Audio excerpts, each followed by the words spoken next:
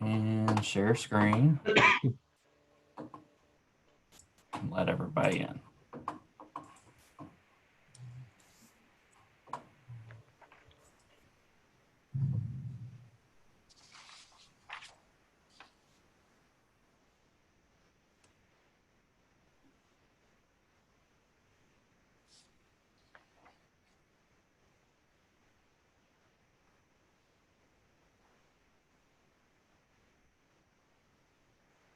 Welcome. Thank you all for being here. We'll start in a minute.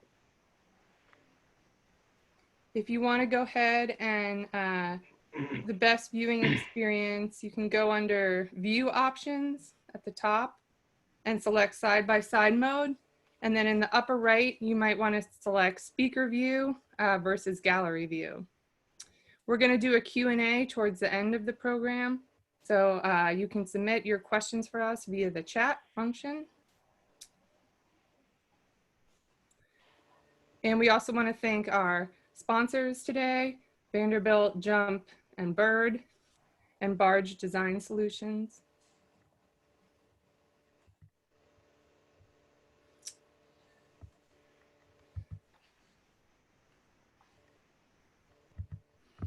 So I'm going to go ahead and turn it over to Erin Haffenschiel, who's the Executive Director of Mobility at Vanderbilt University, to give us a short welcome this morning. Great, thank you, Lindsay, so much. Hi, everyone. Thank you so much for joining us this morning. As Lindsay said, my name is Erin Haffenschiel, and I'm Executive Director of Transportation and Mobility for Vanderbilt University. Vanderbilt is very excited to be virtually hosting today's Vision Zero webinar, although we would have liked to have hosted it on campus. Sometime in the future, we'll be able to do that. And thank you so much to Walk Bike Nashville for bringing us all together. As most of you know, Vision Zero is a strategy to eliminate all traffic fatalities and severe injuries, while increasing healthy, sustainable, and equitable mobility for all. Each year, over 40,000 people are killed on American streets, and Vision Zero believes that these deaths are preventable. And through better street design, education, and enforcement, we can create safer streets. Vision Zero is extremely important to Vanderbilt. As part of our Future VU and Move VU strategic plans, we are working to create a more walkable and sustainable campus. But we do have a ways to go. The more historic parts of our campus, such as the historic core and Peabody, are very walkable, but newer sections tend to be more car-oriented. As we do major capital projects, such as the West End neighborhood, which is currently under construction, we are slowly transforming campus.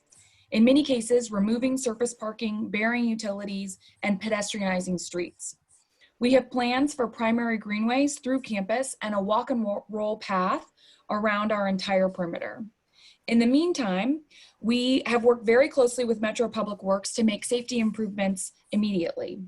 You might have noticed updated crosswalks and bollards on major streets such as 25th Avenue, new traffic signals at intersections with a high number of pedestrian crossings, and most recently, enhancing pedestrian leading intervals and automatic ped crossings at 19 intersections as part of the COVID-19 crisis. As a result of these efforts, we are seeing our traffic accidents go down and more people feeling comfortable walking and biking across campus.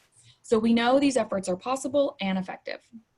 We are grateful, as always, for our partnership with Metro, and we are excited to continue to work with Metro, TDOT, and Walk Bike Nashville on making Vanderbilt and the city of Nashville a safer place to walk, bike, and take transit. And with that, I would like to introduce Faye DiMassimo, Senior Advisor to Mayor John Cooper for Transportation and Infrastructure, who will share a little bit about how Metro Nashville is working towards Vision Zero. Faye, thanks for being with us today. Thanks so much, Erin. Appreciate the opportunity to be here. When Mayor Cooper was elected last year, one of the things he did was to make transportation a high priority. And we've embarked on developing a transportation plan for Nashville that reflects those priorities. In addition to that initiation of the transportation plan, the mayor's also spearheaded undertaking several other key initiatives. One was last January to announce that we would become a Vision Zero metro area, Vision Zero city.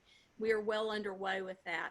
We developed, working with our planning department and Department of Public Works, we've worked to develop what the scope would be of a Vision Zero action plan. That procurement is on the street now. As a matter of fact, it will be, I think the responses are coming in this week. And we will have that underway by the beginning of summer and completed later this year. That action plan will give us a clear understanding of where our issues are. We know many of them already with some of the highest accident intersections, but also give us a broader look at how we can be sure to infuse safety in everything we do. One of the very first conversations that I ever had with the mayor when he was still Councilmember Cooper actually was to point out the need for additional safety in Metro. If you review the traffic statistics in the Titan report that's prepared for the Tennessee on an annual basis, between 2015 and 2019, Metro Nashville holds the #1 position in some key areas that you really don't want to be #1.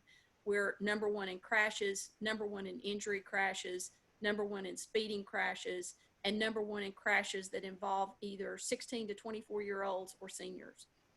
Those are all things that will also be a part of our Vision Zero plan, in addition to a real focus on our most vulnerable users in the system, pedestrians and cyclists.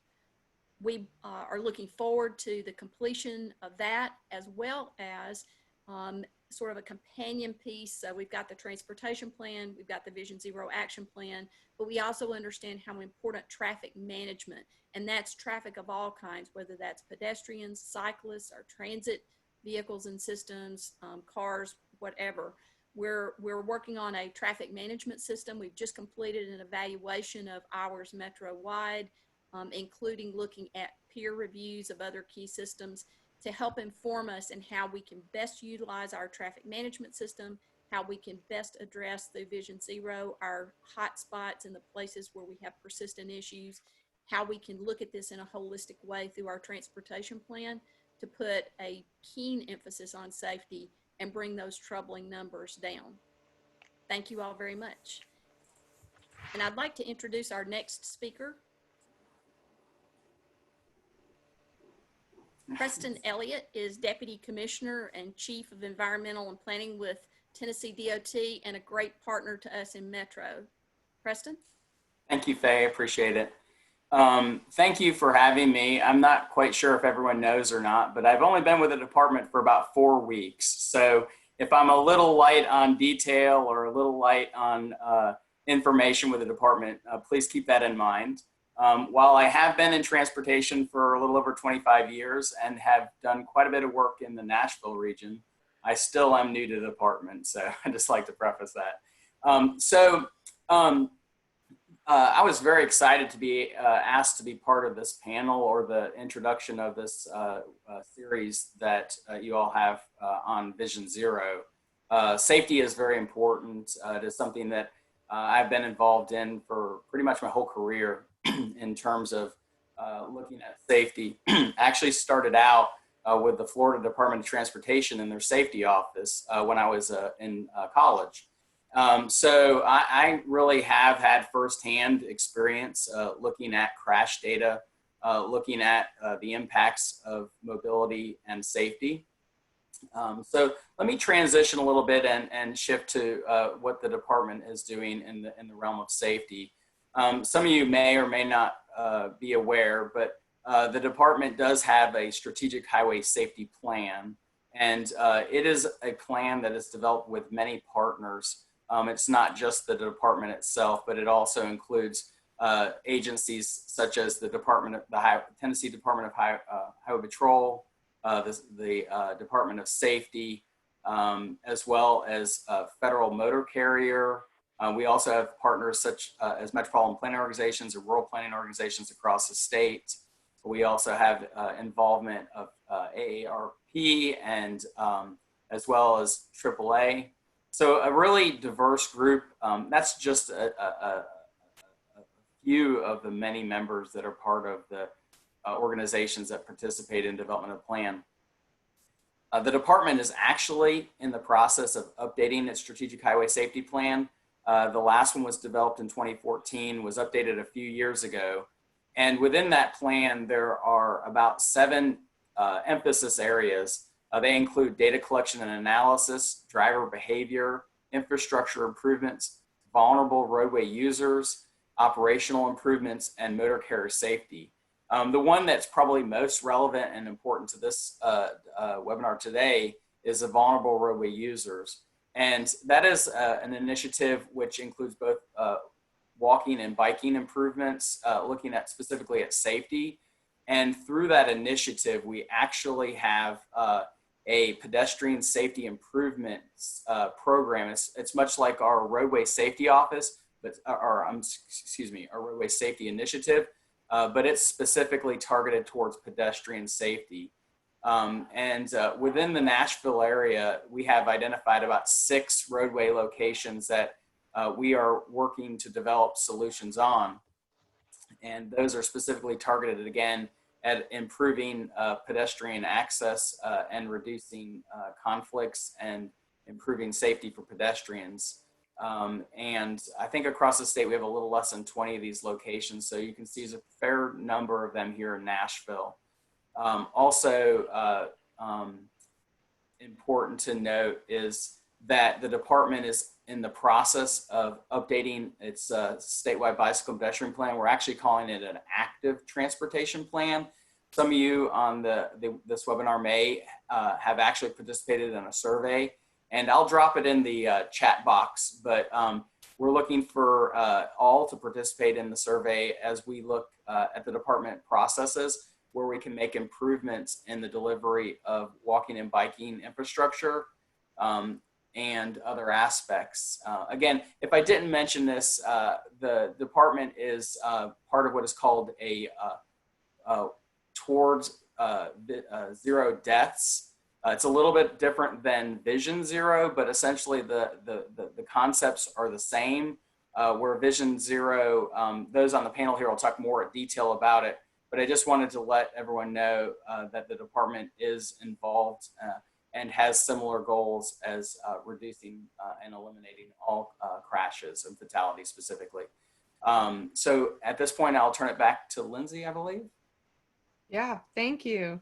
Thank you, Aaron, Faye, and Preston for providing that overview. So now we're going to begin our panel discussion. Our panelists are Nora Kern, Executive Director here at Walk Bike Nashville, Bob Murphy, the Regional Practice Leader for KCI Technologies, and Andy Clark, the Director of Strategy for Tool Design. I'm going to begin with a few questions for our panelists, and then I'll turn it over to all of you watching to ask questions of our panelists. You can submit your questions for our panelists via the chat function, and if we don't have time to get to everyone, we'll make an effort to follow up and make sure you get your question answered. So for simplicity, we'll go in the same order each time. We'll have Nora, then Bob, then Andy. Okay, first question. What are the key elements of a successful Vision Zero program and why? All right. Hey, everybody. Thanks so much for joining us. I apologize. My camera is not working. I had a very last minute technical issue, which I guess is indicative of the times. But really glad to have everyone here. And so I think, for Vision Zero, this is something we've been working on at Walk Bike Nashville for a while. But unfortunately, we also know we have a lot of work to do. And so one thing we've really been paying attention to is the fact that pedestrian crashes have continued to rise in Nashville. Last year was an all-time high with over 30 pedestrian fatalities, which was the highest really on record. I think we looked back as far as we could and couldn't find a year that bad. And the percentage of all fatal crashes that are pedestrians is also rising. So it's not just that more people are moving to Nashville, but it is our streets are performing less well and are less safe under kind of the current day situation. So that's something we always keep in mind. And it kind of leads into the two things that I think are most important about Vision Zero for Nashville. The first is that the status quo really is not enough. We've been doing a lot of great things have been happening in Nashville, and many of which I'm really proud of having, been a part of and advocated for. But we also know that kind of the piecemeal approach of the past while hasn't made enough of a dent. And that's on all of us who've been working on that. And so we really need to think about how can we kind of top down rethink our strategy and really start to see those numbers turn around, because ultimately that is what measures success. are we seeing crashes go down? So that kind of brings me to the second really key thing that I like to talk about, is that I really would like Nashville, and here at Walk Bike Nashville, we're constantly challenging ourselves to think this way, to think of Vision Zero as about a system and rather than about the individual. If we, are focusing on the individual, whose fault it was, who made the mistake, who was in the wrong place, who was at the wrong time, that might be satisfying in some ways, and it's definitely a part of the criminal justice world, and so, responsibility of MNPD, but that's not an effective way to reduce crashes that might happen in the future. If we're only looking at the individual, we end up with maybe someone guilty, maybe someone not, but we aren't really addressing the problem at the core. And so how can we really think of the streets as a system? How do we make a system that is safe regardless of human error? We all make mistakes. We know that people are always going to be flawed people. We'll always be out there. And so how do we make sure the system protects us, even when we're out making mistakes, even when we continue to be flawed human beings? And so that really takes a different approach than I think we've had in past, and something I hope is kind of at the key of Vision Zero moving forward. I'll pass it over to Bob. Thank you. Very happy to be part of the program. And just to build on Nora's comments, I believe one really vital element of Vision Zero is speed management. And to me, there are two very important words that we've heard before, but we always need to remember, and those are speed kills. Almost 30% of all fatalities these days are speed related. So what we need to do is make sure that we prioritize safety over speed. With that understanding, we need to change the mindset of how we design our streets. We need to start designing streets for people, not just cars. And we need to create a culture of safety for our city.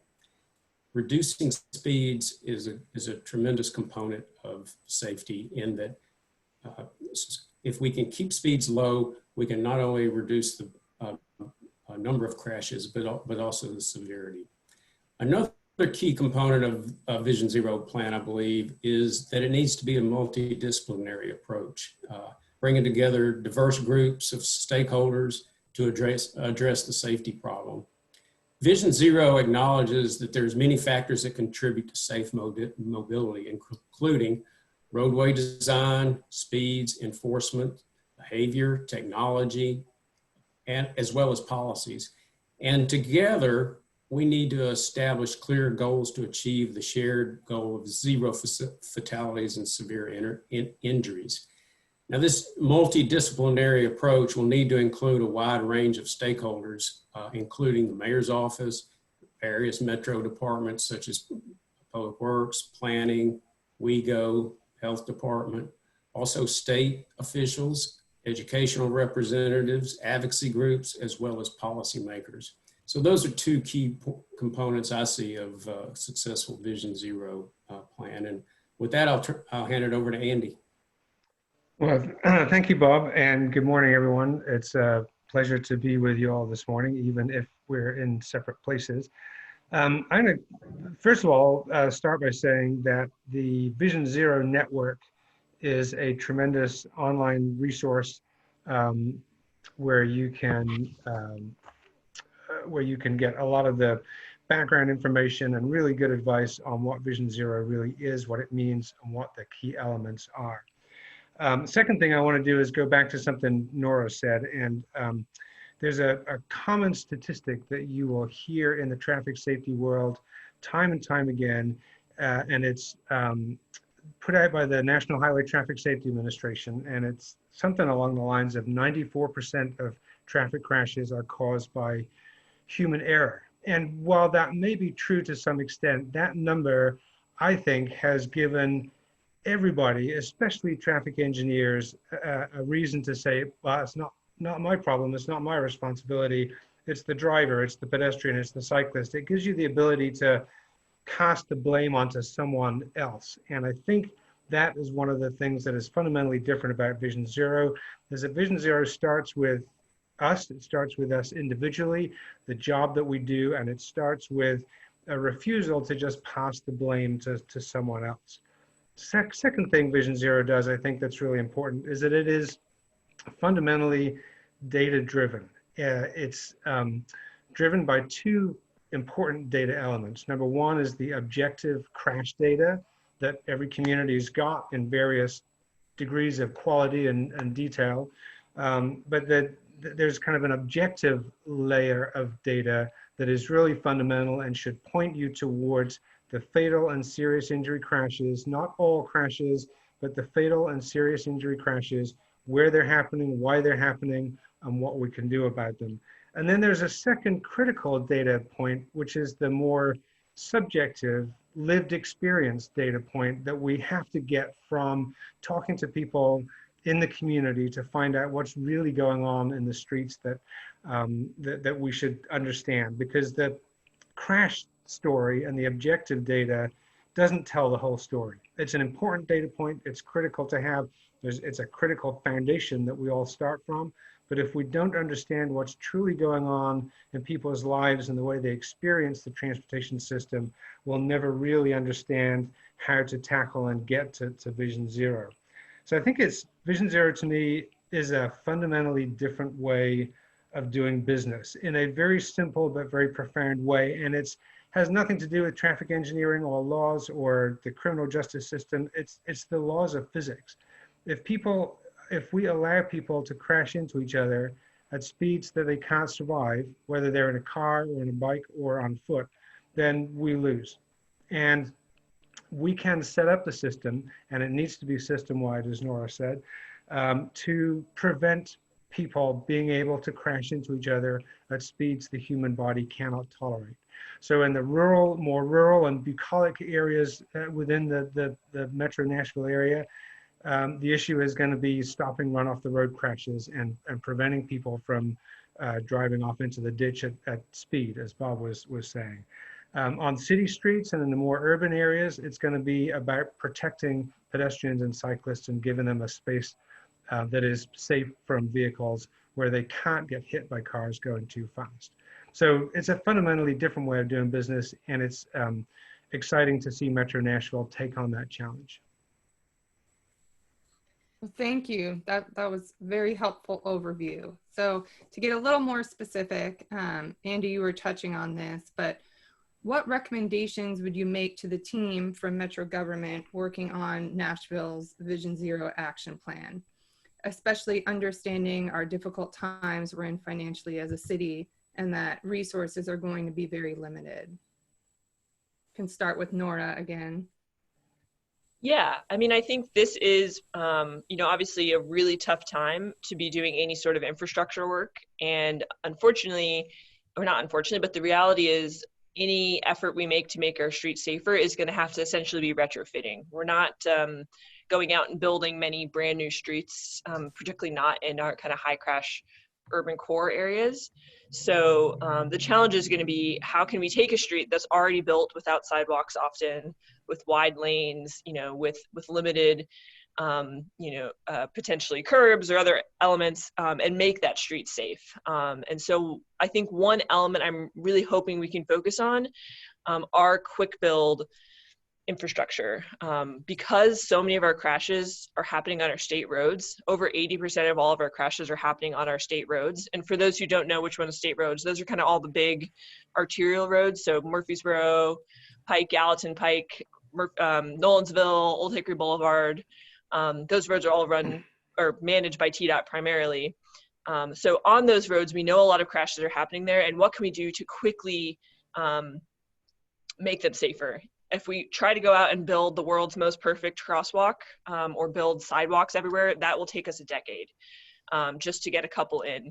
And so, that is the long-term goal. We want to be moving towards sidewalks in every street and, the highest possible quality crosswalks. But we also know there are people out there right now trying to cross the streets, driving their kids to school, trying to catch the bus. And so we can't wait for the perfect solution. And I think that's even more true on these really difficult streets where we know it's going to be a big engineering challenge to figure out how to put a crosswalk in when we don't have curbs and there's no sidewalks and there's a ditch on both sides. But I really think that's going to be the challenge, to figure out how we can kind of come up with the best possible solution and move forward as quickly as possible. So I'll just take it from there. I think, first of all, I do believe this plan needs to take the long view and be visionary and comprehensive. But I think it's also, particularly in our budgetary times, to make sure that we take the low-hanging fruit. There are a number of safety improvement types of countermeasures that are inexpensive or relatively inexpensive, and we need to make the most of using those, of identifying those and implementing those early so that we have some early successes. Some examples would be, as Nora has mentioned, unsafe crossings, unsafe intersections, speeding problems, red light running, poorly lighted streets are examples. A lot of these fixes are very beneficial in terms of increasing the safety impacts, but they're not terribly expensive. So I think in addition to having a long range plan that's comprehensive, we need to make sure that we're looking at these kind of countermeasures that we know are successful, but that also will not be terribly expensive. A couple of examples I think that we need to make better utilization that we don't use to the extent possible in Nashville is one is utilization of roundabouts and intersections. We know that roundabouts are very successful in reducing crashes and particularly the severity of crashes. We need to look more and more at a roundabout first concept when we're looking at redesigning intersections. Another safety countermeasure, which I think we could implement, and I would hope would be part of this program, is the use of what's known as hawk signals. Active crossings that provide safe capabilities for pedestrians and stop traffic on some of the major roads with the use of a hawk is a very effective measure that's being used in a lot of communities. But Nashville is yet to implement one of these type intersections. So I think those are a couple of ideas that I have in terms of what we can do that will account for the economic situation we're in. So I would echo what Nora and Bob have said and add to a couple of things. First of all, you've got to make the plan your own. Internally, as Bob mentioned in the previous answer or previous point, this is about the work of every agency in Metro Nashville. It's not just a public works or a police or a transportation issue. This is something that affects every department, and every department needs to own their part of the solution to the Vision Zero story, and it needs to be an inclusive program. That I saw a comment pop up about the need for any street changes to comply with the Americans with Disabilities Act. Absolutely, the disability community is a key stakeholder and voice in this part. This strategy, the action plan has to be and talk about equity at the core of the work that it entails. There's a chance to really for people, what will make it work is if people really feel like it's their plan, if they own the solutions. Second thing I'd say is don't think of Vision Zero as a separate new program, an add-on to all the other things that you're compelled to do as an agency. I know traffic engineers and transportation departments often feel like they're responsible for everything. Every societal ill ends up being pointed back at the highway system, and I get it. That's challenging, but this is not a new add-on program. It is a different way of doing business, as I said before. This changes the way you do business. It changes the way you design streets from this point forward, so that we don't keep repeating the same mistakes that we've been making over the years. So it's the biggest recommendation I would have is don't think of it as a new budget item. This changes the way you spend every existing dollar that you have in Metro Nashville, and you do it in a way that saves lives by design, by creating that culture of safety that Bob referred to. Great. Thank you all so much. One more question from me, and then we'll get to some of the questions you all are chatting. Some great questions happening, so please continue to submit them. one advantage we have in really starting our Vision Zero program a little bit later is that we can learn from other Vision Zero cities here in the US, other southern cities, other cities across the country, and other cities around the world. So what do you think Nashville can learn from other Vision Zero cities that have more established program? And how do you see Nashville's program being the same or different than some of these other Vision Zero cities? Yeah. Oh. Thanks. Sorry about that. So I mean, we've been following Vision Zero at Walk Bike Nashville for a little while, and Lindsay and I were fortunate enough to go to the National Vision Zero Conference last year. And one thing I really took away is the importance of also sharing the stories of people who've been impacted by these traffic crashes. You know, Vision Zero is a very data-driven kind of idea, and that's a really critical part of this whole conversation. You know, the data that have already happened, but I think it's really important to make sure we are also sharing the stories of the people who are impacted, because far too often you are hearing crash stories from the perspective of the driver, and that really kind of warps our perspective of what's going on in the street. And so Walk Bike Nashville, we after some programs we've seen across the country, and that's called Families for Safe Streets. And that's a program that's really trying to capture the voices of people who've either been injured themselves in traffic crashes or who've lost loved ones in a traffic crash, and to make sure that that story is part of the conversation. I mean, I think that kind of goes towards what Andy said at the beginning of we want the data to be a central part of Vision Zero. We want to make sure we have a high injury network.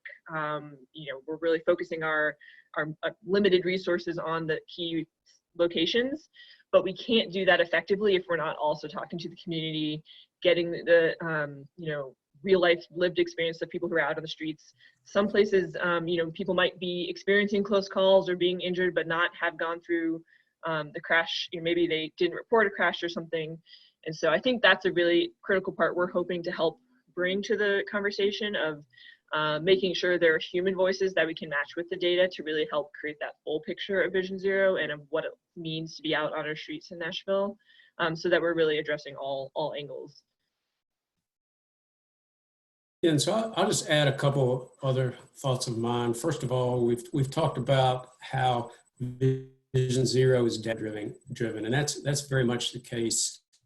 And if you look at other cities and how they've evaluated their implementation of Vision Zero, in some of the cities, such as particularly New York, Portland, are good examples. There's very extensive analysis of before and after data to show how certain implementations have been effective or not.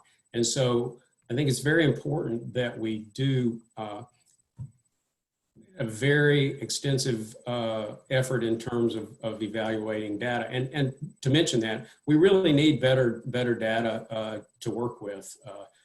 For an example, better dissemination of bike and pedestrian crashes. In some cases, that information on police reports is not very well explained, so it's sometimes hard to understand what exactly happened, or in some cases, even if it was a pedestrian or a bike crash. I think the other thing that I would say is, I think this is very important. This builds a little bit on what Andy said previously about this is not just a new program that you have to implement. But I also think that this plan can't just be Mayor Cooper's plan for the time that he's in office. An effort like this, Vision Zero, takes time to work over a number of years. So this needs to be a consistently funded effort year after year so that it has staying power. That also means that we're going to have to build through the process widespread and continual support from the citizens so that they're willing to continue to fund safety in the manner that it should be. So I would absolutely echo Nora's point on the power of emotion. I think it's really critical to get mad about traffic safety stuff and to not just accept the 30+ pedestrian deaths as just the cost of doing business, right? That's currently an important part of the conversation related to COVID-19. It's okay to get mad about this stuff, and sometimes it's okay to get mad enough to say, to hell with the engineering rules that say you can't have another signalized crosswalk within 500 feet of another signalized crosswalk. If there's a problem where people are crashing into each other because there's an uncontrolled crossing, you need to fix it. And I think one of the lessons we've learned is that Vision Zero gives you the power to focus and to say, no, we're doing this because there's a documented problem here that we need to fix, and it's costing people's lives. So it gives you an opportunity, agency by agency, to say, if you're doing anything to the street, if you've got a development project, if you're redesigning school areas, if you're taking the street apart for any reason, this is the way we need you to put it back to prevent people being able to crash into each other at speeds they can't survive. So it's the ability to say, we're not going to spend traffic safety money equally throughout every council district, because the problem isn't equal throughout every council district. There are certain populations, typically the underserved, the underinvested communities, that will be on the high injury network. That's where the money needs to go, and here are the numbers that back that up. It gives you a justification to make tough decisions and implement solutions that will actually work. You know, I was looking at the Dangerous by Design report that comes out from Smart Growth America every year, and it ranks cities for their relative pedestrian safety. And I saw Nashville was ranked number 37 in the most recent report, which sounds, you know, sort of middle of the road. But if you take Florida out of that list, like that, you're still in the top 3 or 5 because Florida is such a basket case for this issue. So Nashville's got some problems. It needs to focus on eliminating fatal and serious injury crashes. And Vision Zero gives you the excuse, the reason, the justification, especially with the power of emotion behind you, to say, this is why we're going to make these difficult decisions. This is why we're going to change the way our streets look and feel, because we need to save people's lives. It's not a difficult choice to make when you put it in those terms. Well, thank you. That was really thought-provoking. We've gotten a lot of questions from folks. I'm trying to group some of them together here. I think one question, people are curious, where are the concentrations of pedestrian crashes in Nashville? And I think a related issue to this, Andy, you touched on this a bit about the national picture and what we see in other cities, but curious about what the situation here is in Nashville, and then related, how do the role of policing in Vision Zero has been contentious in other cities where a disproportionate percentage of bicycle tickets have been issued to Black and African American people. Specifically in Chicago was the example given. Here in Nashville, there was a similar study done about pulling people over in cars. I think it was about 2 years ago. So a few people asked this in a different way, like, how are we going to factor that into our Vision Zero strategies and our policing strategies?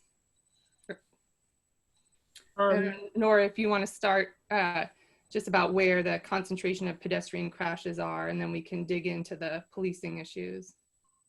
Yeah, I mean, I can cover that fairly quickly. 2 years ago, we released a report called Impossible Crossings, which was actually modeled on a 2014 report that Bob's firm did, the bike ped pilot safety project.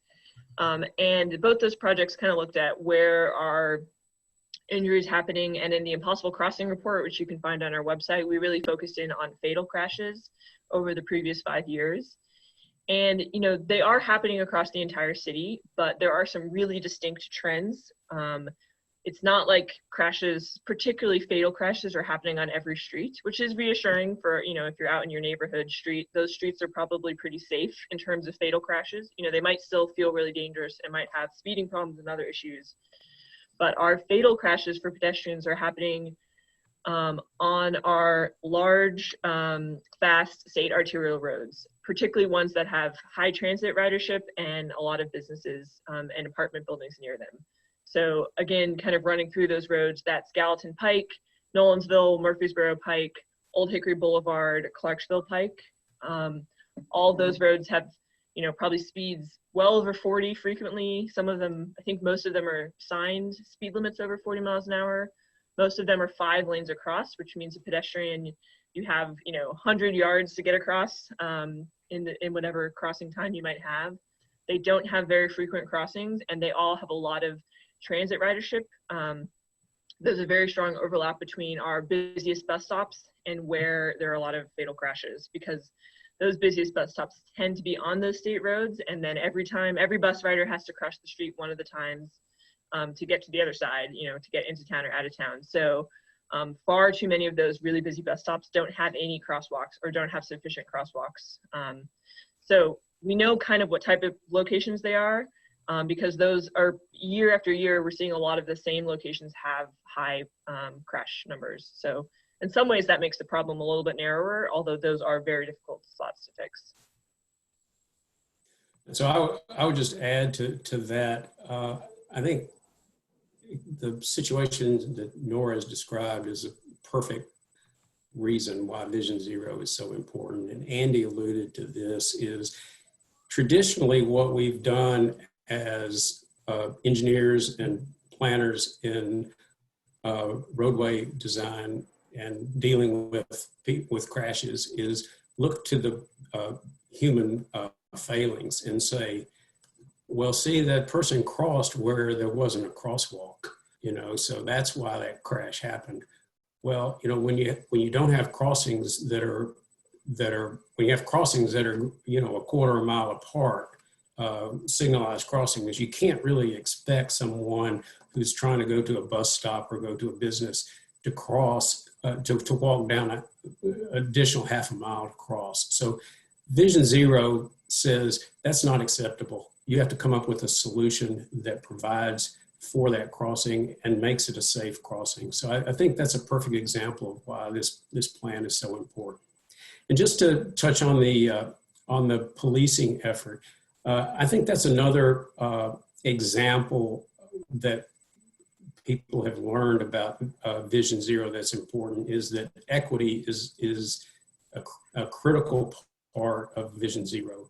We cannot implement a plan and then do it in an unequitable way. And that's one of the reasons why it's so important to have a multidisciplinary team that would include police in the development of the plan, so that they understand as we go along with the development of the plan, what the goals are, et cetera. And the key to providing equity is to enforce, from a police enforcement standpoint, is to enforce it equitably.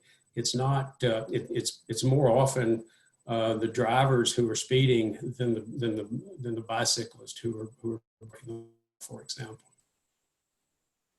Yeah, it's, you know, enforcement is a key part of Vision Zero, and yet, unfortunately, we live in a time when a lot of neighborhoods, a lot of communities in the Nashville area that also happen to be those suffering worst from traffic violence simply do not trust the police, do not want the police to be there in greater numbers, and enforcement is not a welcome strategy for those communities to deal with traffic safety. There are, of course, automated enforcement options if state and local ordinances and laws allow it. There are also engineering solutions that we need to look at that are permanent and which don't require policing because they're there 24/7, that help eliminate the behavior by design that people take that create crashes. So we need to be incredibly sensitive to these issues as we discover the lived experience of people in Nashville, their experience of traffic violence, the solutions that we find to allay those fears, they are going to be, they need to be done with not just an equity lens, but within an equity framework to really formulate a set of strategies that are effective and which don't disenfranchise or scare or intimidate or in any other way put off the very populations we want to serve with this program. Thank you. We've gotten a couple of related questions talking about culture change and how difficult culture change is. How do we modify driver behavior to be respectful of pedestrians? Comment that there's a general lack of knowledge about the actual bike and pedestrian laws in Nashville. Just in terms of the education and engagement piece of Vision Zero, what are some of the more effective communication education efforts you've seen? Yeah, I mean, I think that's a really great question. And it is, of course, you know, a lot of what Walk Bike Nashville does. We do a lot of education and engagement. And I think that is a really important part of it, empowering people to be able to walk and bike safely. We host free bicycle classes now virtually. If you want to participate, we'll have one coming up. We also have done campaigns around pedestrian safety. We have a campaign called Look for Me. And I think those are all really relevant. We also have done education with law enforcement and with, you know, workplaces. And I think that is an element that will help with Vision Zero, but I also think it has to follow the infrastructure. One challenge we run into, one example for, you know, we see a lot is we work with schools, and, you know, we can go out and educate families about how to walk safely. We can teach kids to look both ways. We can talk to families about the positive benefits of walking to school. But if they don't have a crosswalk and a safe, you know, sidewalk to get to school, it doesn't matter how much education we change. Their culture of driving to school every day because they feel safer is not going to shift. And so we really see education and encouragement as great ways to change culture once we have the infrastructure in place. Once you have the great crosswalks and the great sidewalks in the neighborhood, you can go out and talk to the families, talk to the kids, and really help kind of change people from a culture of driving to a culture of maybe walking every now and then or riding their bikes. But if you just do the culture change, you don't end up anywhere. You kind of end up in the same place where you have some people who learn how to ride their bikes because they live in neighborhoods that are safe. But a lot of people still don't have access to that. And then it's almost even more frustrating to go talk to people who don't have a sidewalk and say, we'll teach you how to cross the street safely. That just kind of rings a little hollow. So that's, you know, an important part to follow along once we have the infrastructure. I would agree, Nora, that the infrastructure is a really key part. And I think your point about, you know, trying to tell somebody to walk safely down a street where there's not a sidewalk, you know, they can do what they can, but you really need that sidewalk. I will say, I think creating this culture of safety that I mentioned in the beginning for Nashville is, to me, probably the most challenging aspect of trying to accomplish what we need to accomplish. Anybody who has walked or ridden a bike or even driven in Nashville understands that there is a lot of disregard for traffic laws. There's a lot of, I say, cluelessness in terms of people understanding how to look out for pedestrians and how to obey just common courtesies as well as the traffic laws. So I think it's going to be really important over time for us to change that culture. One of the examples that I think has been very successful is Mothers Against Drunk Driving, if you think about that program. Now, we still have a drunk driving problem. That's understood and agreed to. But think about the stigma that's associated with drunk driving. We all know that drunk driving is wrong. There is a lot of information we have about it. We also know that if we get caught drunk driving, there are severe penalties in place. And so what I would say is I think that that program has been very successful in terms of making it a stigma for drunk driving. And what we need to do is something similar where it's a stigma for people to not drive according to the traffic laws, or not to yield to pedestrians, or not to look out for bicyclists. We don't have that in Nashville. We're a long ways from it. So I think what I would like to see is for us to move more towards that, where people take on that responsibility themselves, because they understand if they don't, you know, there's a great negativity and stigma attached to that. Yeah, if we could attach that same stigma to distracted driving and holding your damn phone when you're driving, we would solve a lot of problems. And I think it is those kinds of culture change messages that are the most effective, that they probably have to be fairly hard-hitting and fairly blunt, but otherwise they just don't get through. I first sort of grasped, I think one of the moments where I grasped Vision Zero and the significance of it and the difference that it makes was looking at an intersection of a trail, a regional trail in the DC area that crossed a 4-lane, high-speed, 45-mile-an-hour highway, state controlled.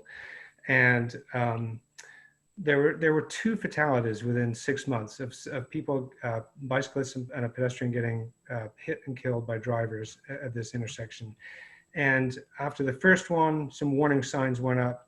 After the second one, more warning signs went up a little further away, and there were sort of flashing lights, but no actual control. And it just dawned on me that, you know, in that situation, there's an ethical responsibility to fix that problem. B, this is the specific example where I'm thinking where the state DOT in question said, we can't put in a controlled signal here, like an actual stop sign, stop light, because it's too close to 2 other controlled intersections. So they didn't do it. They have just done it within the last 2 weeks, 2 years later. You cannot solve that problem without either stopping traffic for people to cross the road safely, or reducing the speed of traffic to 20, 25 miles an hour, so that there's a chance someone, if they're hit, will survive that crash. Those are the only 2 choices that we have in front of us. And the advantage of slowing traffic down, even though it's a suburban highway, so that the chances of that happening are slim, is that if you slow down to 20, 25 miles an hour, number one, you stand a chance of surviving the crash. Number 2, you stand a chance of drivers actually yielding. At 45 miles an hour, drivers are just not going to slam the brakes on and stop when they see someone in the middle of the crosswalk, because they're terrified that someone behind them is going to smash into them. There might be someone coming up beside them on the left-hand side that's going to go through the intersection anyway. Like, it's just not in our nature to slow down and stop when we're going more than probably 30 miles an hour. As soon as you get vehicle speeds down to 25 miles an hour or 20 miles an hour or lower, then people are willing to stop and yield. And it changes the dynamic on the street completely. And it's that kind of design-led culture change that I think is the ultimate sign of success with Vision Zero. Thanks. We're almost out of time, and we will make an effort to answer the rest of the questions we got through the chat in our follow-up blog post. But one quick question before we close out here, and Preston, I hope you don't mind chiming in here too, but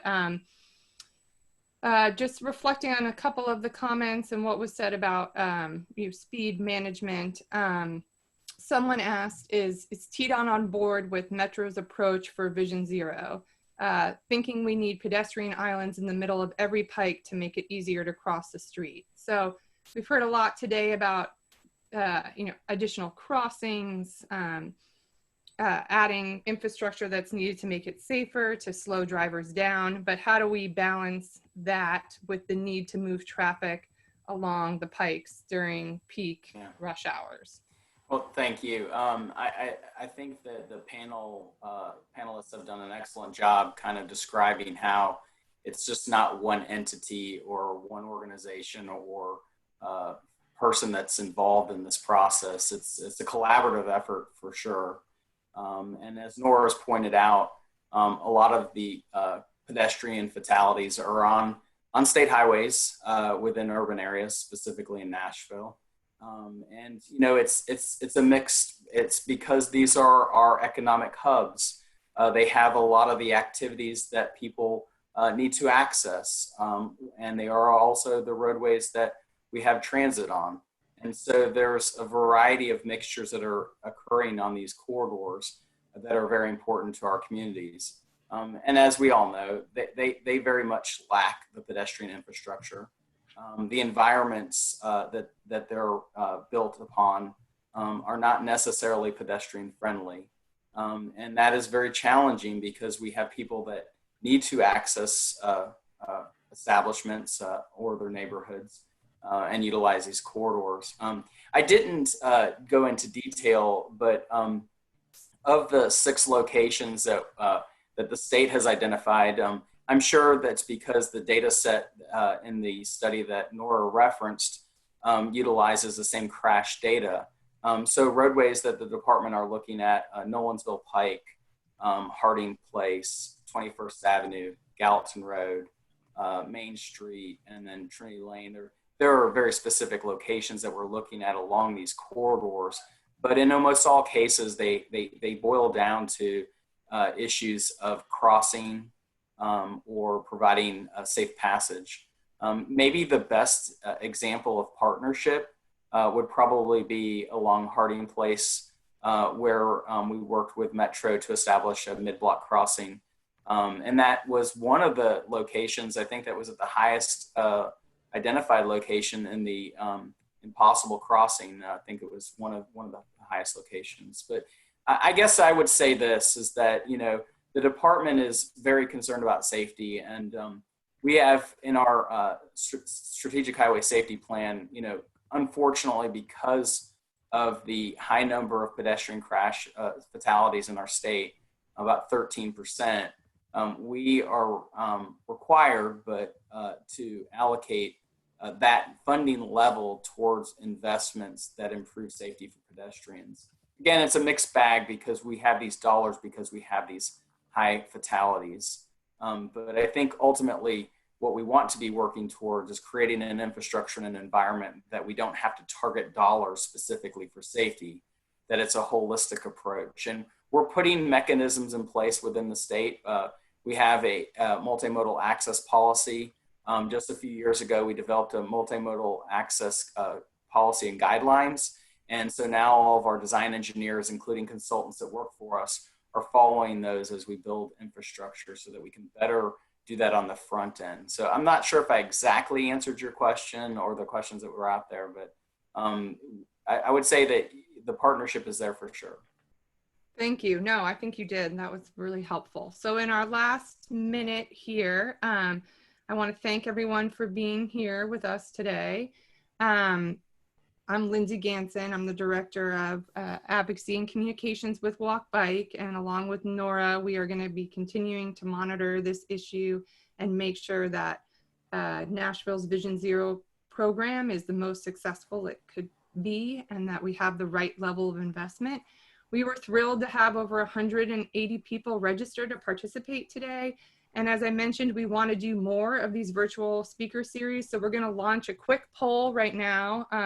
But also you can always feel free to get in touch with Walk Bike and let us know what you would like to see in a future event. And a very special thank you to all of our sponsors, in particular Civic Engineering, Jump, Bird, Core Development, Alliance Bernstein, Hastings, and Gresham Smith. Our work would not be possible without all of our sponsors, especially in this year as we enter really the tough economic times ahead. So our hope is that this speaker series will create a public dialogue around what Vision Zero policies will work best in Nashville and keep the pressure on our decision makers responsible for ensuring Vision Zero is achieved. We'll make the recording available today, along with a blog post that summarizes our findings. And thank you very much to all our panelists and speakers today. Thank you to the Mayor's Office for pursuing this Vision Zero plan, and we really look forward to participating. And I hope everyone on the call today, on our Zoom today, will stay involved with the Mayor's Vision Zero plan as well as respond to TDOT's survey. They really are looking for input, and this is our chance to give it. So thank you, everyone. Take care. Thank you. Thank you.